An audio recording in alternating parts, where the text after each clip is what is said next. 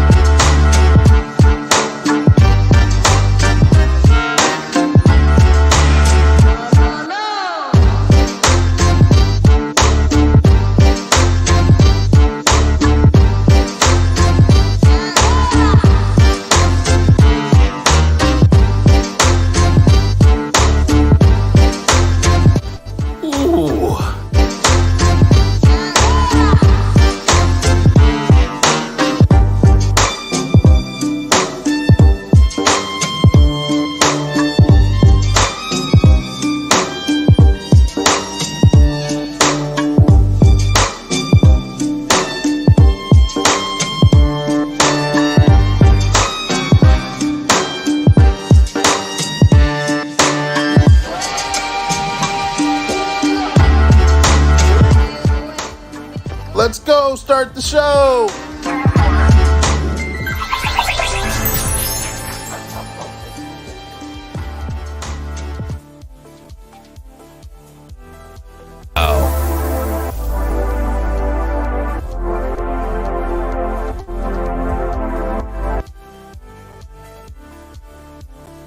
There we go, ladies and gentlemen, boys and girls. Welcome to Black and Blue, the podcast that focuses on law enforcement throughout the nation and throughout the world now, because we are starting to expand.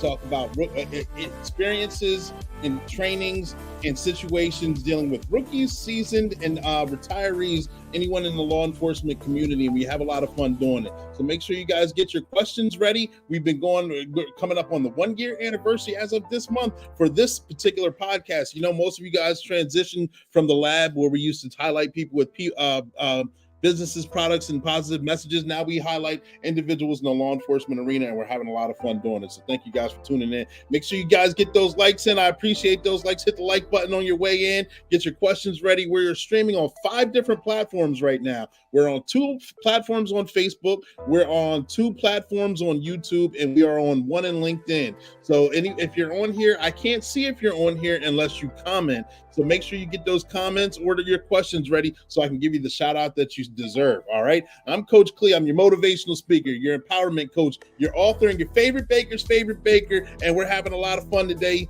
We're in the lab. Tell everyone to get their pen and their pad. I got a special guest. I'll introduce him in a minute, but we got to get those the sponsors out there. One sponsor, and you see our guest now currently is affiliated with Brandon Griffith.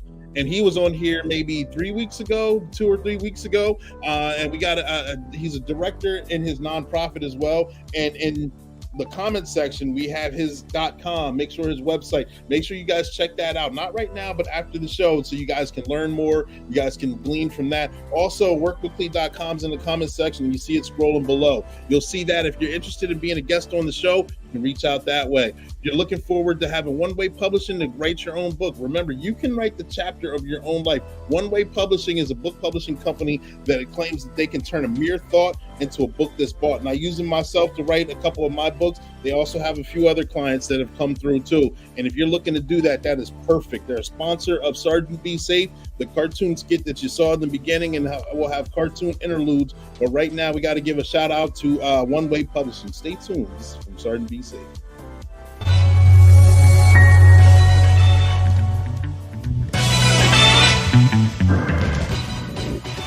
Welcome to One Way Publishing. I'm Sergeant Be Safe, and over there you see Captain Chaos with the K9 Kraken. One Way Publishing has great deals, so we're over here typing up our own books. Everyone has a story to tell, and who better to write the story of your life than you? Even if it's a fiction make-believe book, it can still get done. Here at One Way Publishing, they pride themselves on turning a mere thought into a book that's bought. So Kraken, what do you think about that? Just imagine going to the bookstore and seeing the book that you wrote on the shelves. And that's your tip of the day to get you on your way. Make sure you check out the website, workwithlee.com.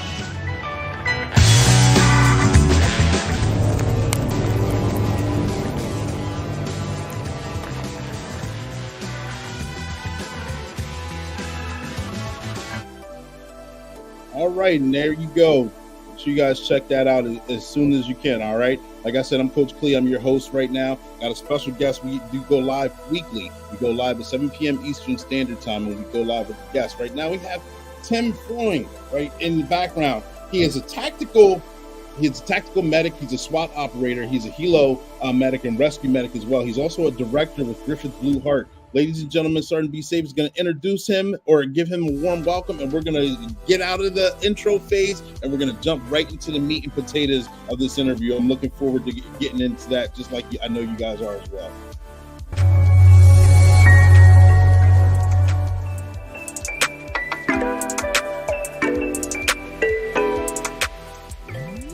Hello, this is Sergeant Be Safe, and I want to welcome all you viewers and our very special guest to Black and Blue.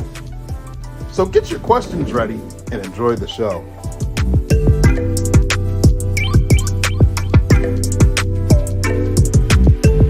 Film Pack. Subscribe now.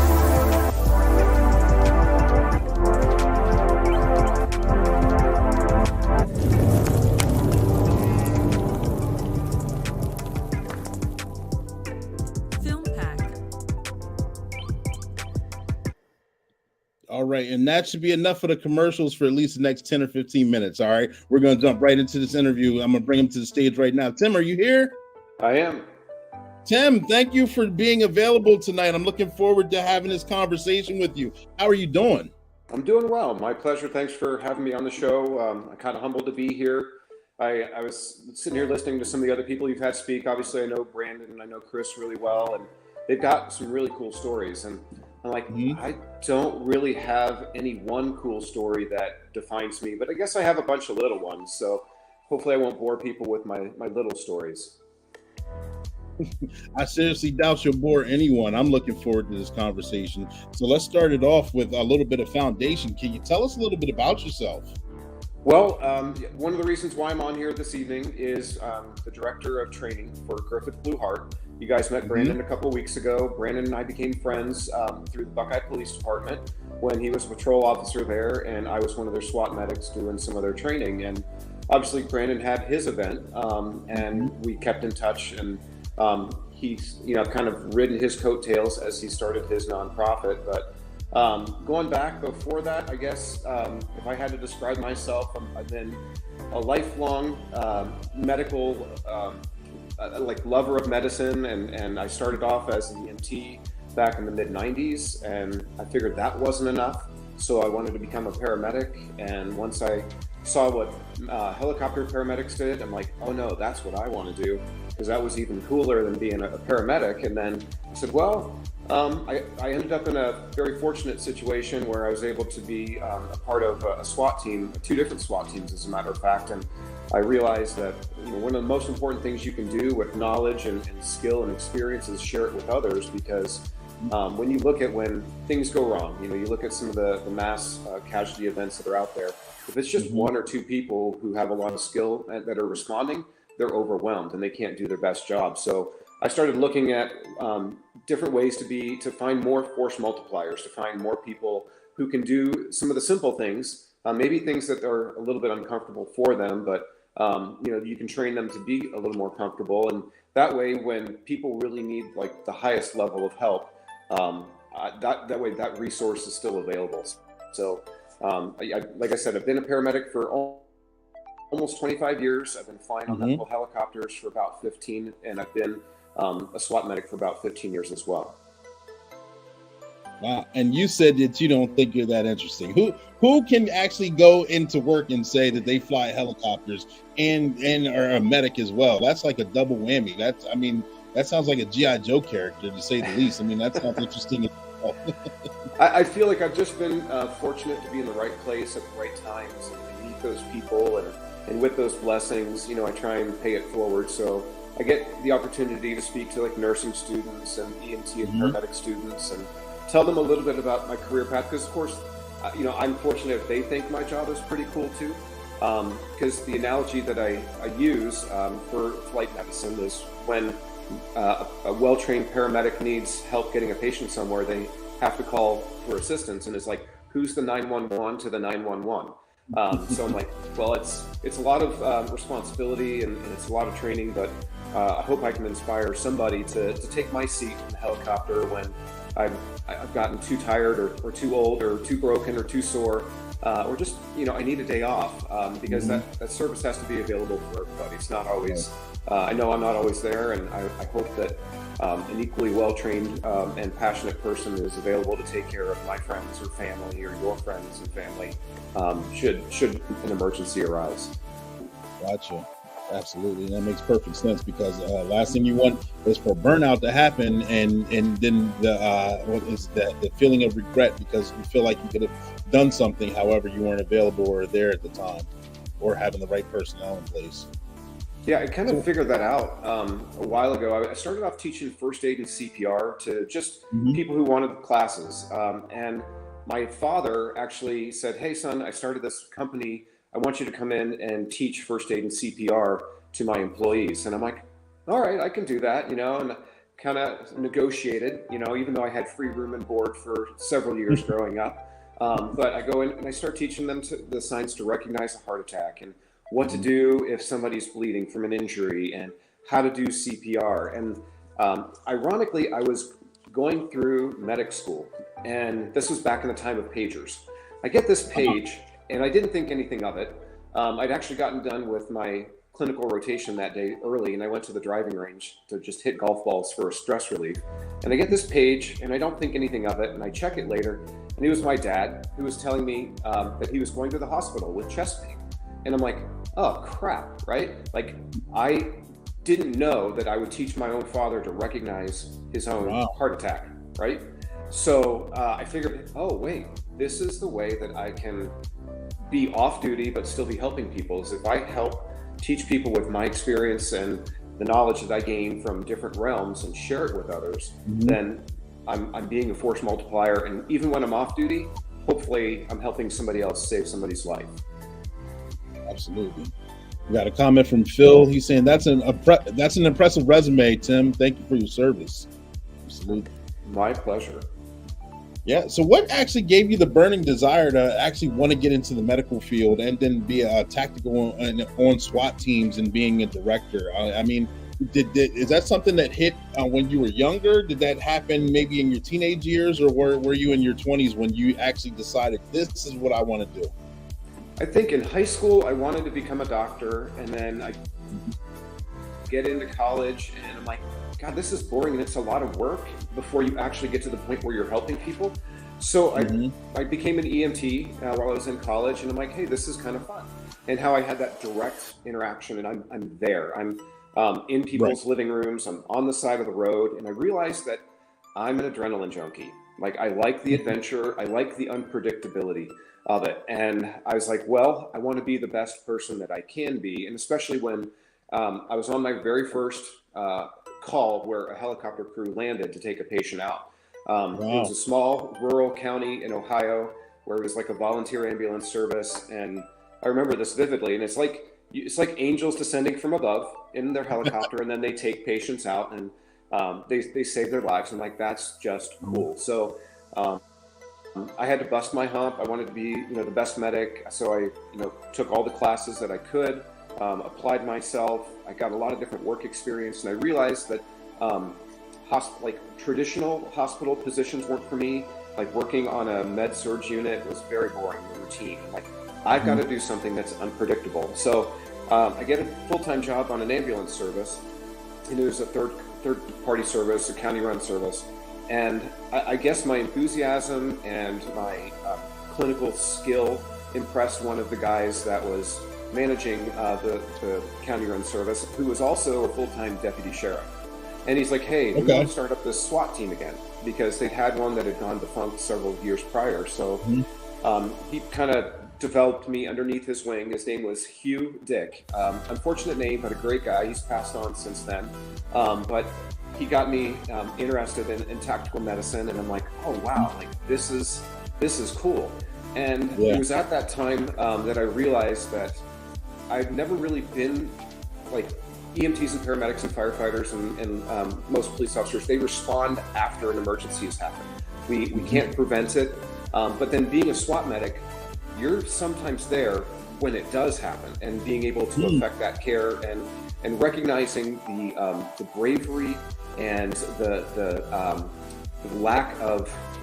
It's not that they don't have. I mean, we're all scared when we're knocking on a door or serving a warrant or whatever. But the lack of selfishness when these guys and gals are willing to put themselves in harm's way to help other people, maybe people who don't want that help, maybe people who don't understand that they're there to help, and what that means, like all the way back behind them, because it's not just that your brother or sister standing beside you.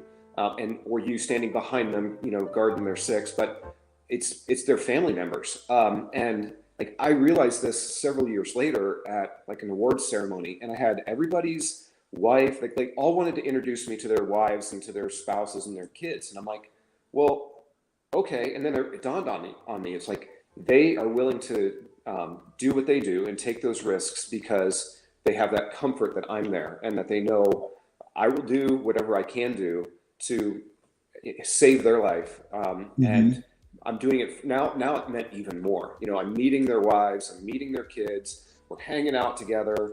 I'm teaching their kids CPR and stuff like that. And I'm like, okay, this is where like you really have that extended family, that extra group of people outside of your blood that you can go to with anything and that you lean on, even outside of work. You know, that was the thing. Like, I realized when I started, I make the joke, and I apologize if anybody's going through a hard time, but I didn't become a professional rescuer until I went through my divorce in 2016. And the thing was, my brothers and sisters were there for me, and they had my back. They checked on me. They offered me shelter, all sorts of things. And it was, even though I'd lost a lot from my personal life, I still had that professional life, and I still had that resource and that comfort and that compassion and that companionship. So they were there for me, and you know, it's that thing that's kind of kept me involved. And then it's like, how do I keep helping them? Well, I keep learning, I keep putting myself out there, I keep learning something else from somebody else, because I wasn't born with all the tools, and my toolbox keeps growing, which is awesome, because now I know what to do with all these tools, and then I share my tools with other people and let them figure out what tool works best for them. So that's just kind of how I still have the passion to help my brothers and sisters, to help the public, to share my knowledge, to see them with that confidence, to know that, hey, even if Tim's not here, you know, we've trained a lot of other people. My brother's been trained by Tim. My sister beside me has been trained by Tim, and we're going to do the best we can to help each other out. And we're going to get through this. We're going to get out of this, you know? Right. That's got to be a great feeling, you know, to actually see the brothers and sisters on the job, and then meet their families and their children, and have their children come up and meet them, and you know you're making an impact there. And then not even knowing that when you go through the tragedy of a divorce, I mean, that's a loss in itself. It's a game changer and a way of life changer. Trust me, I understand. Where they go through that and actually have a different level of support coming back, it really hits home to let you know what your purpose is, and kind of double down and refocus. Yeah, the impact that you've had on others' lives, which you don't realize it in the moment, but when that something bad happens to you and people are there for you, you're like, oh, okay, I guess I was doing something for other people, and they appreciated it. So. Yeah. So let me ask you this. How difficult was it to learn how to fly a helicopter? That's like another career path in itself. I sit in the back as the paramedic. I sit in the back and I take care of the patient. I've watched my pilots do it for 15 years, right? And gotcha. I would love to get some stick time at some point. Maybe we'll be safe and start in a simulator, but I've got a lot of respect for them, because I make the joke that even though I have a nurse partner that we're in the helicopter, we're taking care of one patient at a time. If I have a bad day and my nurse partner has a bad day, the patient might not live, or some patients don't live even on our best days, but it's only one person. But if that helicopter pilot has a bad day, it's the four of us and anybody else on the ground. So I've got a lot of love for those guys and gals. I joke, when I do the presentation, because everybody asks me, hey, do you get to fly? I'm like, no, I don't, but I'd love to. And they're like, well, what does the pilot do? I'm like, he just flies. Like, he doesn't even know how to spell CPR. He doesn't know what an AED is. Like, I just want him or her to be completely focused on that, because if the pilot has a bad day, it becomes my bad day by proxy. But it's very cool to watch them do it, because it takes a lot of coordination. So if there's any drummers out there who can do things with both hands and both feet at the same time, that's what it takes to be a helicopter pilot, to balance all of the physics. You've got two pedals and two sticks that you're controlling at the same time to make the thing go straight, or to make it go faster or slower, make it fly higher, lower, and to do like their cool little pivot turns and stuff like that. So, but everybody asks, why don't you become a pilot? I'm like, because then I wouldn't be able to help the patient, right? And that's what it boils down to for me. I kind of like being in that situation where I'm trying to bring light and some hope to a patient's worst day, because most of the time, like 9 out of 10 times, when somebody's getting into my helicopter, it is the worst day of their life. Right. I don't get repeat offenders. I don't get to fly the same person twice, because they're usually very critical, and that usually only happens to you once. Right. So, I like being there for that one person So much respect for my helicopter pilots that I get to fly with, or that I've flown with in the past too. Gotcha. So can you share with us some of your experiences on flying on the scene and having to help out some of the traumatic patients that you have to deal with? Yeah, I mean, there's always those calls, those critical incidents that evoke a lot of strong emotions. I didn't really understand those things until I became a father. And, you know, like for me, I'd seen a lot of blood and guts, and maybe I watched too many horror movies growing up, so it didn't bother me when I really saw it. And at least early on, when I saw those calls that were kind of disturbing, I found a way to detach afterwards. And just remember, my mantra is always, it's not my emergency, it's their emergency. So like it's sometimes cold and callous, but I realize I'm here to help make the emergency better, not make it worse by getting too caught up in my emotions at the time. But there's always like those kid calls, especially as a father, that are kind of traumatic. And I've had, you know, kids that choked on food when my kids were about the same age. And I worked the kid. We flew the kid into the hospital, and as soon as we transferred care, I asked my partner, like, "Are you okay? And did I do okay?" And they said, "Yeah." I said, "Okay, can I get a few minutes?" And they're like, "All right." And the next thing I do is I go outside and I call my then spouse just to say, "Hey, are the kids okay?" Right? Because that's all that I really wanted to do. That's all I really wanted to know. And that's because, I mean, it was like looking at my child of the same age. So that was really hard. And those things, you know, still come back. And, you know, we all talk about post-traumatic stress and stuff like that. But I don't dwell on those because there's also been a lot more kids that I've helped that were very sick, and they lived. They got to the hospital, they survived. Maybe they had some morbidity where they weren't 100%, but at least they're there to make new experiences and stuff like that. I think some of the harder calls for me is when you look at some situations where people should have walked away from their event, but they stayed dead, right? And that's so frustrating because, like, you have seatbelts, you have airbags, you have crash cages, and you're like, they should have lived, but for whatever reason, they didn't. And then you see other things where people should have died and they're walking away. And that's not for me to judge whether they, you know, we make the jokes about drunk drivers and how they go limp and that they kill other people, but they're never hurt because they're passed out at the wheel. And I realized that's really not my job, because my job is to provide medicine. But it was always very frustrating. And then, you know, at one point, you know, I became saved, and I'm like, when you accept that God has a plan for you and has a plan for other people, and you do the best you can with the plan that God with the plan that God has set out for you, then just work the plan, right? And be adaptable. And that was God's plan for other people. And what I can do from those experiences is, like, the people that should have lived or may have lived had somebody else known what to do. So that's why I'm still very passionate about teaching first aid and CPR and stop the bleed, and the way that I teach, you know, and who I teach to. I've been very blessed that I can get into high schools, and I've connected with health science teachers in high schools, because that's where we need to be teaching kids. And I wouldn't even wait until high school to teach kids first aid and CPR.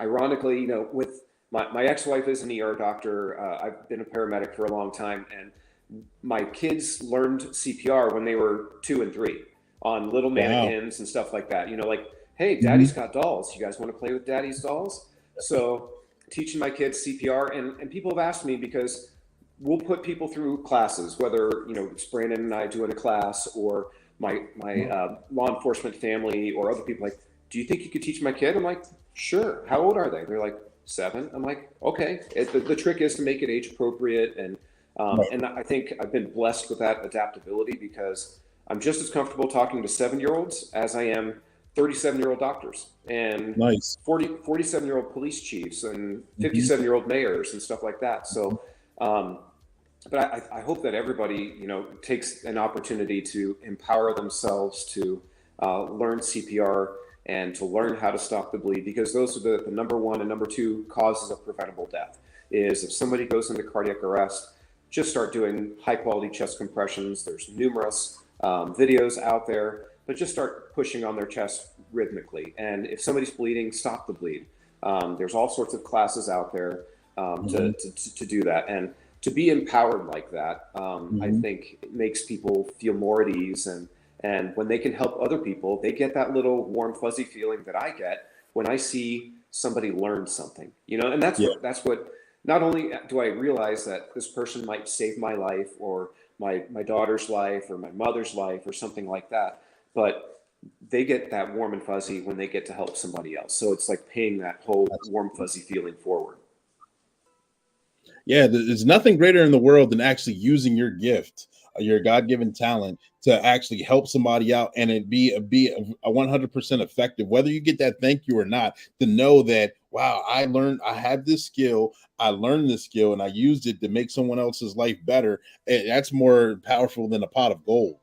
Yeah, absolutely. And I told you the story about my dad recognizing his heart attack, and it really didn't end there with what he actually helped stop the bleed on one of his employees who injured themselves during an accident while at work. But the irony is, when I grew up, I fell down a lot. I was taking risks and chances, and I got a lot of stitches. And my dad was the guy who'd puke in the trash can because he couldn't stand the sight of my blood. But when the accident happened, my dad was the one who called 911, who applied direct pressure to this guy who was bleeding. And unfortunately, this guy he lost a couple of fingers because it was a table saw. My dad went over and picked up the fingers. And I'm like, wow, good for you, Dad, right? And I asked him, I'm like, it's one of those gotchas, for those of you who are parents or remember your parents talking to you, you're like, why did you do that? What were you thinking? I'm like, I wasn't thinking, I'm sorry. Well, I said, Dad, what were you thinking? He's like, I wasn't thinking. I just did what you trained me to do. Then the cool thing was, I'd done the first aid and CPR class enough times for him that he didn't have to think about it, that it was no longer an emotional thing. It was just follow the steps. It became a logical, to detract or like disinvolve, disengaged kind of thing, so that he wasn't caught up in the emotion of it. And I think that's why I think we train the way we do, or at least I try and train people the way I do, is to take the emotion out of it and make it a little less scary for them. It's like, just follow the recipe, right? Just first add water, then add powder, then mix it up and go from there. It's not like, don't get hung up on how much water or how warm the water has to be or where the water comes from. Just put the steps together and you'll start to see some results. I like that. It's relying on muscle memory right there. We got a comment from Shayla on here right now. She's saying, your role is so critical in healthcare. Thank you for all you do. Every time I hear a helicopter coming in at my job, I know it's something serious. I appreciate it. Thanks for the support. Absolutely. And ladies and gentlemen, boys and girls, hold on 1 second. We're going to pause for the calls for a Sergeant Be Safe commercial. Tune in. We'll be right back, and we're going to jump right back in the interview.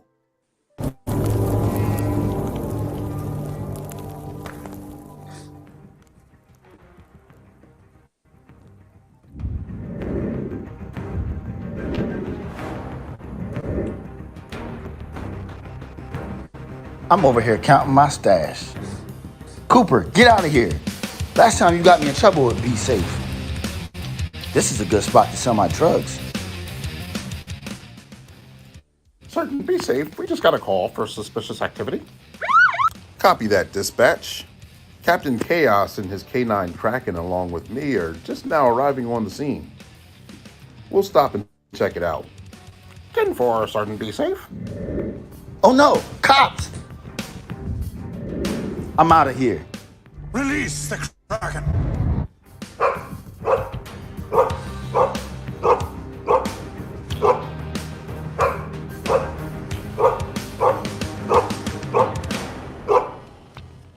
Hey, we see your drugs over there. Stop running, treacherous Tony. We will get you.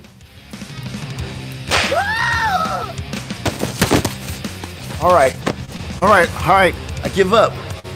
I won't do it again. Yeah, you say that all the time.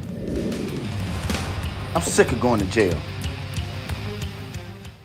Illegal drugs are a bad decision. Just ask treacherous Tony. This isn't a good view. Take it from me, Sergeant Be Safe. I want you to make good decisions. And that's your tip of the day to get you on your way.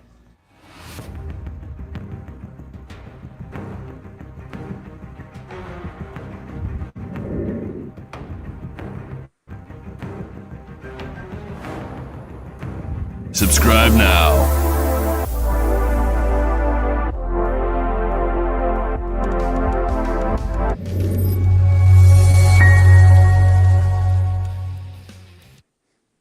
And we are back to the interview. Thank you guys for standing by. I hope you guys enjoyed that short skit of Sergeant Be Safe.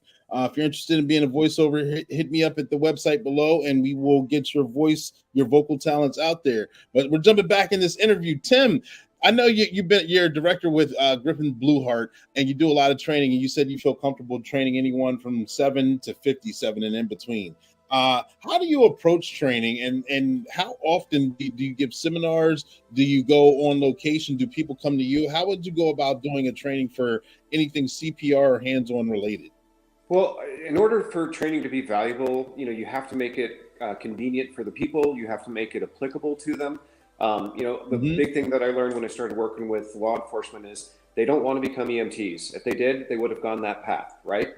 And, I make the joke about the 5-finger wave versus the 1-finger wave. Everybody wants to be the hero and the firefighter kind of thing. But I understand what they want is some simple things. And they also realize that, what I do for that is I'm like, hey guys, this is not because you're going to roll fire to every little thing, but you're there first. And what are you going to do to take care of yourself? And what are you going to do to take care of your beat buddy or somebody else on your squad or your OIT and your FTO?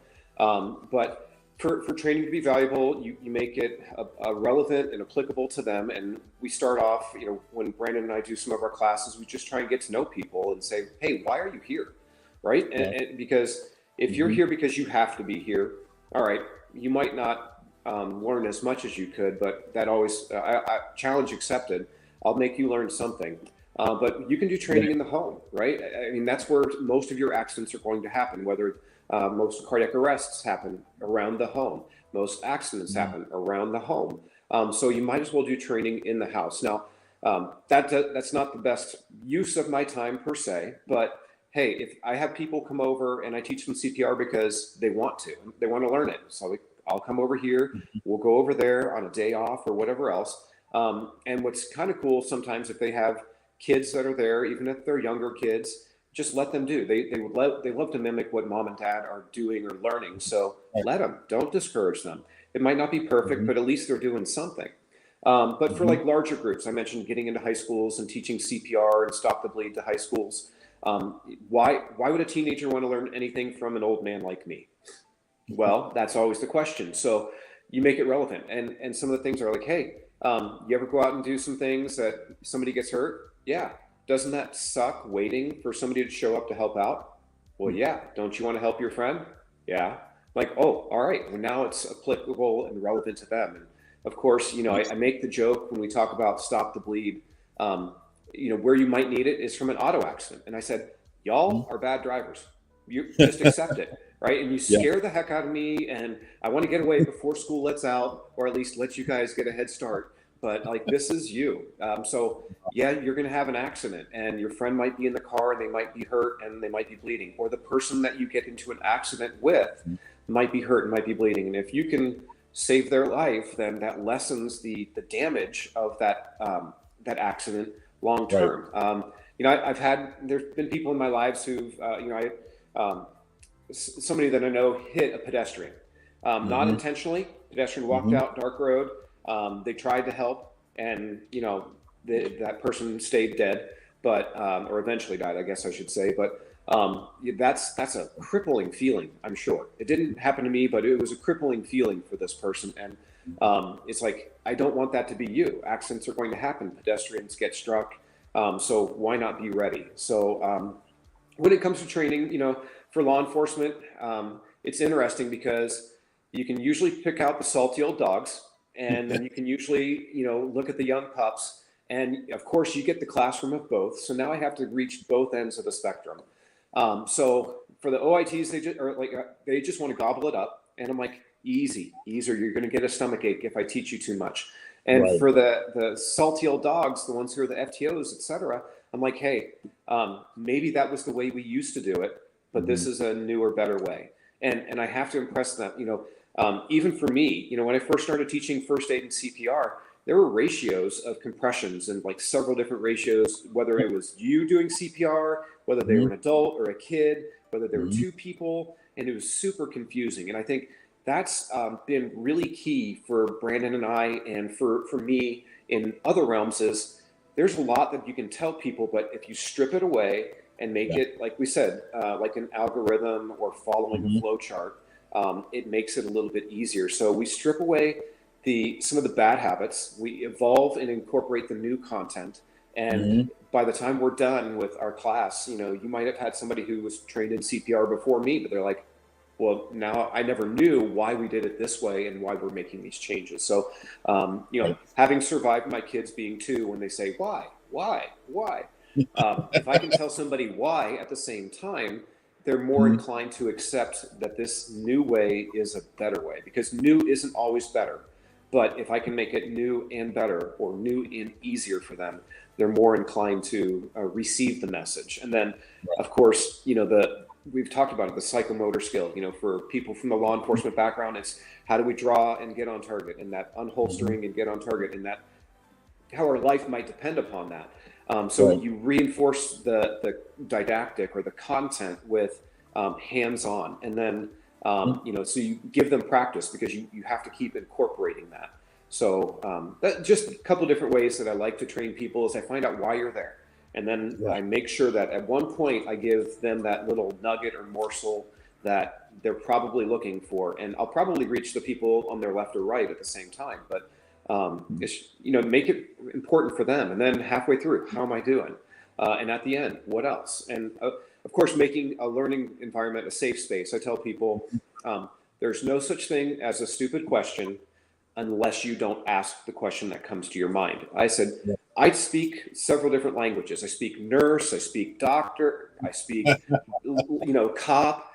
And if I have a group, I'm like, I might not be speaking your exact language. So ask the question, because somebody beside you probably has the same question, and I'll explain it. And then I say, just to make them feel more at ease, I'm like, but there's not always a smart answer. So don't be offended if it's a dumb answer.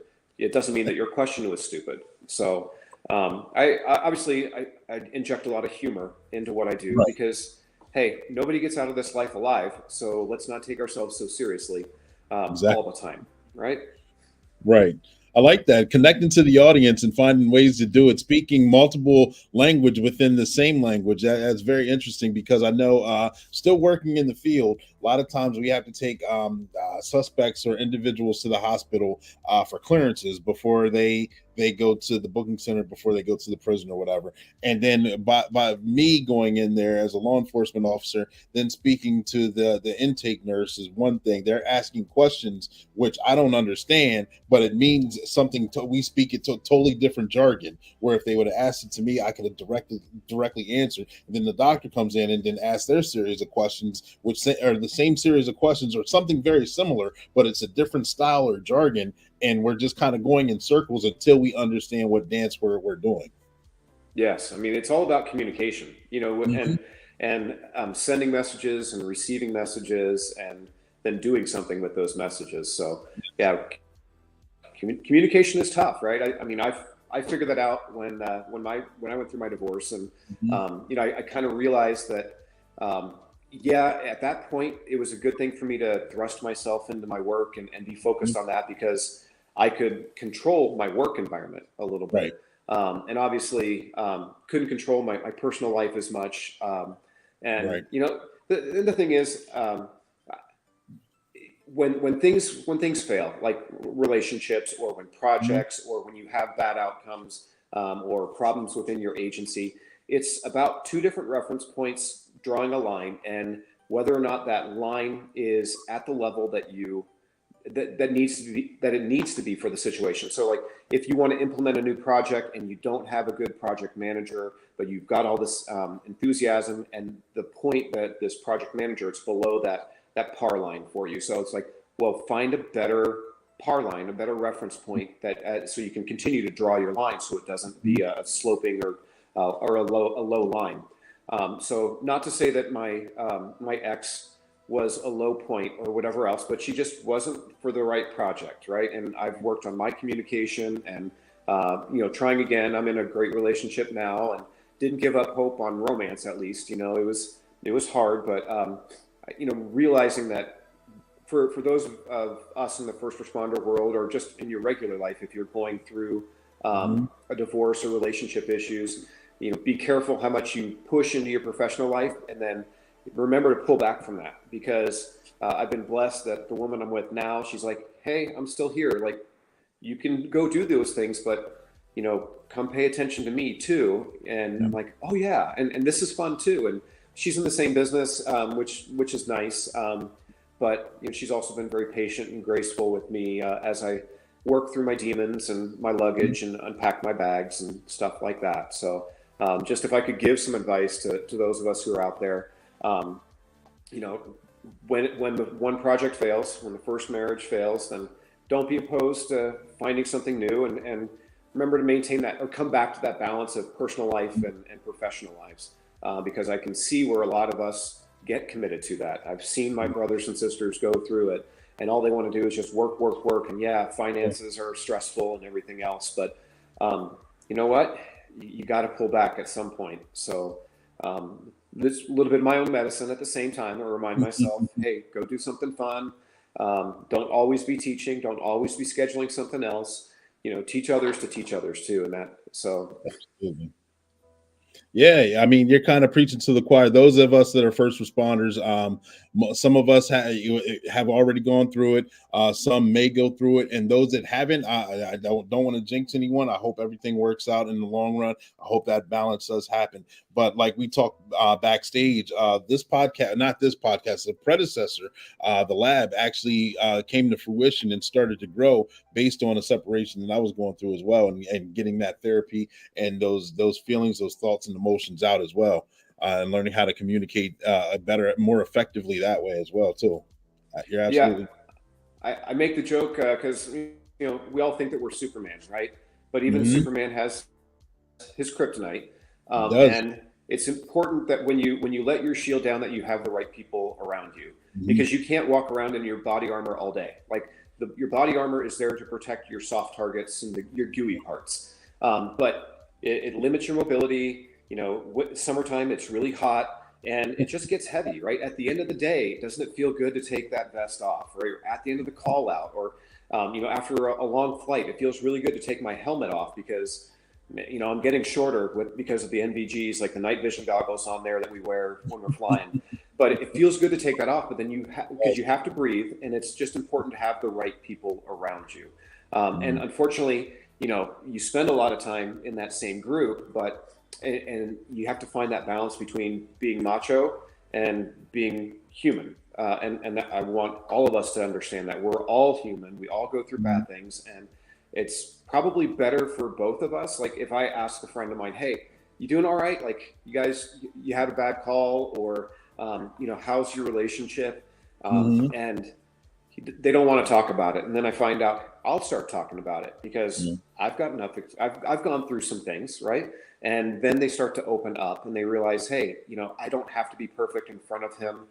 He's got my back out there, but I've got his back in here, or vice versa. So we can have each other's backs when we're off duty and maintain that confidence. And you're actually helping other people when you share your bad days. And you think about it, when you take something off and you start to put it out there, it's natural for other people to put their hands out there, that all of a sudden it's not as heavy when you take it off of you and you're sharing with others. So I encourage our friends out here to do the same thing. Take it off every once in a while, and share it. Hey, I'm not doing okay. Oh, all right. Well, then let's figure this out, because you don't have to be okay. I want you to be better than okay. I want you to be awesome. I want you to have great days, and I want you to have a few bad days. That's what makes the great days great. So. Absolutely. That's a good analogy. I like that. Superman had his kryptonite, and we wear our armor, for work. We don't wear it all the time. And walking around, at first, it does seem to be cool when you first get it. As a first responder, you got all this armor on, and you're the toughest guy in the world. And, it feels really good. But actually, at the end of the day, the end of a bad experience, the end of a bad call, whatever it may be, to actually download that stuff and actually do that is a great feeling. Yeah, breathing, man. I mean, that's essential. Just taking a breath and letting it out. I'm not one of those guys who meditates or does yoga or anything like that. I do the heavy breathing. I'll go out and I'll exercise or I'll hike or whatever else, but just reminding yourself to breathe through it. I think that's important, and realize that, we're not in this alone. There's a lot of resources out there. We don't always have to be the caregiver or the sheepdog. It's okay to let somebody else be the sheepdog for us. It's okay to be, to need a little bit of help, because again, when I help somebody else, they're helping me. Maybe they're taking my mind off of something that's stressing me out at the same time. So at least I can escape my own crappy situation for a little while. So yeah. So let me ask you this, kind of taking a step back in the conversation that Brandon actually started when he was on here, of having AEDs. They're more mainstream. To have them in first responders' vehicles, or readily available for first responders. They're more mainstream, and having them in businesses and public places. If you go to a restaurant and an emergency happens, then normally a waiter, waitress, whatever, may be able to grab one of those. It's starting to be more mainstream in houses as well, households, to make sure that you have those kind of devices. So if you have bleeding or heavy bleeding, what kind of equipment would you suggest that would be more mainstream as well? If someone gets a deep laceration of some sort, would you suggest gauze pads, tourniquets, or what would you suggest, and what kind of training would you suggest for the common person to have to utilize that set of equipment? No, that's a great question. And obviously it starts with learning, maybe watching a video, or maybe reading or listening to somebody lecture, but there's no substitute for hands-on practice. So you could, go find a stop the bleed class, or go take a first aid class through either your outreach activities at a hospital, for your community, or your fire department, or your police department. And if your fire department, police department aren't getting involved in these, having these positive interactions with the public, then start teaching these, because any police officer, any firefighter, any healthcare provider can teach stop the bleed. And it takes very little training to also teach CPR. But it's important that people learn that gloves are your number one benefit. Like, they're so low profile, you might have a pair of gloves in your pocket, and you can do a lot with gloves by protecting yourself. And remember, if they're bleeding, it's their emergency. It's not your emergency unless you get their blood on you. So wear gloves to limit that. And then simple things is like direct pressure. You're not always going to have a cool toy or new gadget to do something, but put your gloves on, find whatever you have that's around, and apply good firm direct pressure to where that bleeding is coming from. And learn how to use a tourniquet. You're going to find, just like the AEDs became more popular after 1996, when they started pushing public access defibrillation, because they realized CPR alone wasn't bringing people back, that people needed to be defibrillated when they're having that negative or bad electricity that's happening inside their heart. CPR does not solve that problem. It just sustains, it keeps the window open. But AEDs can correct the bad electricity and allow good electricity to come back. So they've been coming out into all 50 states. And now what I'm starting to see is bleeding control kits, usually like commingled with AEDs. So you're going to find a tourniquet, you're going to find gloves, you're going to find gauze, you're going to find bandages, you're going to find an instruction card, and start taking notice of where these places are in your community, in the places where you go, not like cop style, where we're always like checking the exits and sitting with our backs to the doors and watching people's hands and everything, but teach other people to be aware of that as well. Like, hey, where is your closest AED if you're going to a football game? Or is there an AED at your gym? Or is there one at your church? And if they only have an AED, ask them to get a bleeding control kit, which, for the investment, it's $50 or $100. It doesn't matter. What is the price of somebody's life? So encourage them to go through reputable vendors, through community resources, to get recommendations, and to have a bleeding control kit. And then for personal protection, a lot of my friends, we want to be prepared off duty, because you can't turn that sheepdog off. And especially when you're out with your kids, then get a bleeding control kit, carry a tourniquet. You're probably carrying off duty anyways. So carry a tourniquet with your pistol. If you're not carrying a pistol, then you can still carry a tourniquet. And like, ironically, I make the joke because I've been blessed to travel internationally several times, and I always have a bleeding control kit with me in my carry-on bag. And TSA is looking at me like, oh, you've got a tourniquet, you've got a chest seal, you've got gloves, you've got gauze, you've got Narcan. Like, what is this? I'm like, accidents happen, right? So just be prepared. And what I don't have to do is rely upon somebody else to bring something to me, because the enemy, when somebody is ill or injured, is time. It's not the lack of equipment, it's time. How much time passes until they get the equipment or the intervention that they need? So if I've got it right there with me, if you have it right there with you, there's going to be a better outcome. So, but yeah, learn, go practice at hospitals, fire departments, police departments. Look online and, go buy one for you, and then buy one for your significant other, buy one for your kids when you start driving, because they're probably going to be bad drivers. Stuff like that. Yep, ladies and gentlemen, there you go. You remember where you heard it. You got to get those gauze pads, get those bandages, get those tourniquets for the emergency that could potentially happen, if not for you, for someone else. And Phil's comment here, very authentic and educational conversation. Thank you again for what you do. Great show. Yep, and Jamon's on here. Better to have it and not need it than need it and not have it. Absolutely, very informative. You guys are absolutely correct. Thank you, guys. Amen. Yep. And give me 1 second. We got one more commercial here with Sergeant Be Safe, and we are going to jump right back into it. So you guys stand by and enjoy this one too.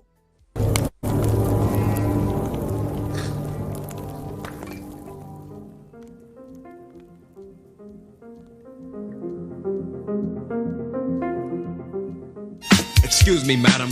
You're standing still in a no parking zone. If you don't get a move on that body, I'll be forced to give you a ticket. Hey, it's Sergeant Be Safe. Danger! Danger! Excuse me, ma'am. The sign says no parking. I'm not parking. I'm just running into Dunkin' Buck to get my coffee. You are parked. You're outside of your vehicle and you're illegally parked in a fire lane. Parking in a proper spot and taking a few extra steps is not going to make you late for work.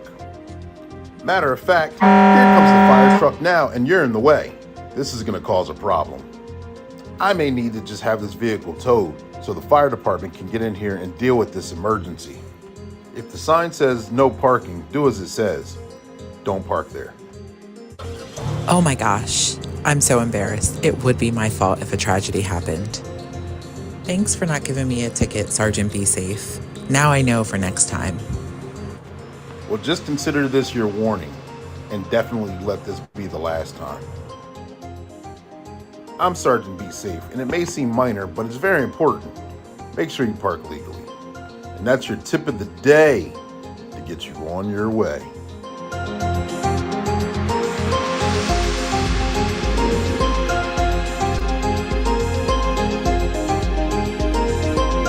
Subscribe now.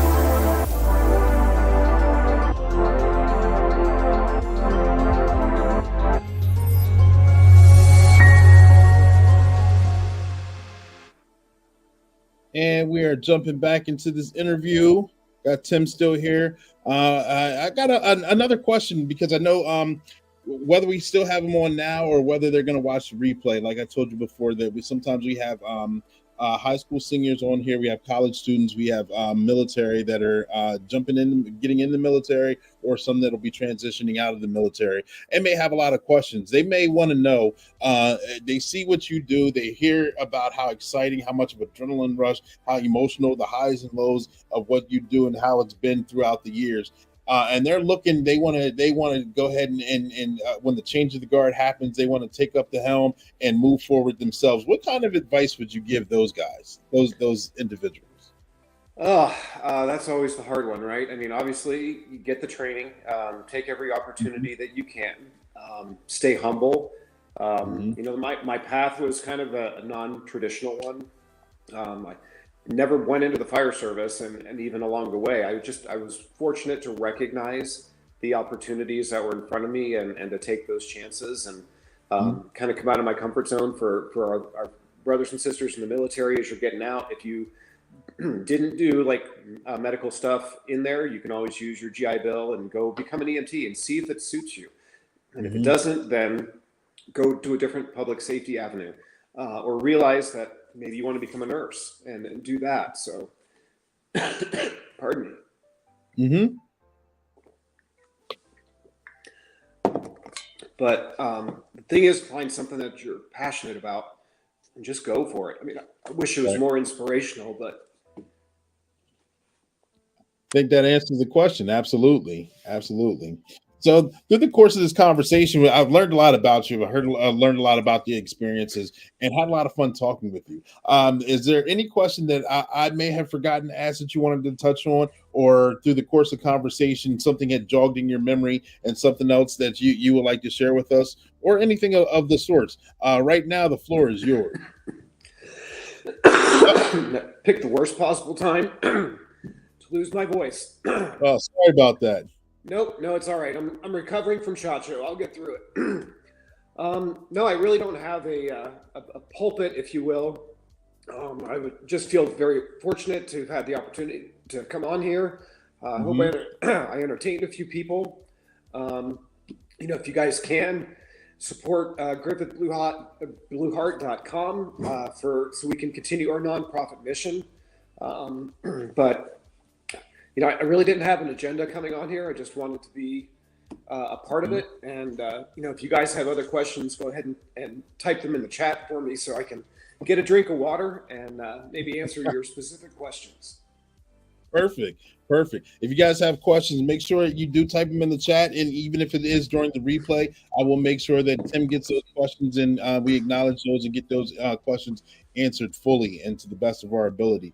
Thank you guys for tuning in. Tim, thank you for being available. I appreciate your service and everything you do. I appreciate the great live that you've given. I'm looking forward to watching you flourish in the future, and hopefully this connection will continue to go on, and we'll still see how we can both make an impact in the first responder community. Get some Thanks water. for having me, Clee. I appreciate you. Absolutely. And ladies and gentlemen, boys and girls, great job. There we go. Yeah. Ladies and gentlemen, boys and girls, we do go live weekly. We have a special guest coming in on the podcast next week. Make sure you guys tune in. It'll be 7 p.m. Eastern Standard Time. I believe it is Wednesday next week. I'm still working in the field. So therefore, it comes in sporadically. It's not the same day, but it will be the same time weekly. We appreciate you. We love you. Stay tuned. We got Starting Be Safe is going to take us out, and keep your questions coming in. Thank you guys for tuning in. 10-4, over and out.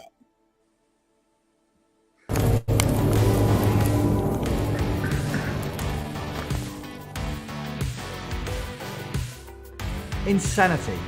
Doing the same thing over and over and expecting different results. Sergeant Be Safe here, and I'm stuck in the office. I'm stuck. You want to know why? I'll be completing reports for stolen vehicles. Yeah, that's right, stolen vehicles. I tell people all the time to lock their doors and put away their valuables. However, this continues to happen. Do you know that about approximately 95% of all auto thefts can be prevented? Here, let's go for a walk, and I'll show you a few examples. Example number 1. You go to the store and you leave your car running. Little do you know that Chance Wilder's on the prowl. He sees your car running with the door unlocked, gets in it, and they're off! Have to start. Oh no! Frustrating. Let's move on to example number 2.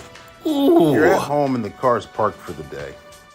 But you feel safe and secure and believe this could never happen to me. And there's Rob You Blind going from car to car. Just got caught though. Poopa, be safe. Hands up. You're coming with me. Ooh. People leave their car doors unlocked, and believe it or not, their keys in them. Here's video footage of someone going onto someone's driveway and entering their car, and guess what? Stealing that too. Even if you don't keep your car key, don't keep your spouse's key in the vehicle either. Believe it or not, they park right beside you. So therefore, take the extra step, lock your vehicle, and take your keys inside. So here's a little bit of information for you. If your car is ever stolen, and then I find it and recover it, it's usually not in the same condition that it once was. It could have been involved in a motor vehicle accident because of joyriding, or just have more dents, scratches, and damage on it. You'll get an incident report and a tow bill. Your insurance company may cover the towing and recovering fee, but you could also have to come out of pocket with some extra expenses. So now let's move on to example number 3. Parking lots at major businesses are prime targets. Lock your doors, put valuables away, park in well-lit areas, and definitely do not, I cannot stress it any harder, leave your vehicle running in the parking lot. Because no matter how many times rob you blind and wild chance go to jail, they will always take advantage of a prime opportunity to take your valuables or steal your vehicle. Don't be an easy target. Hands up, you both are coming with me. These are just a few examples of how you can protect yourself and be vigilant with your property. And that's your tip of the day to get you on your way.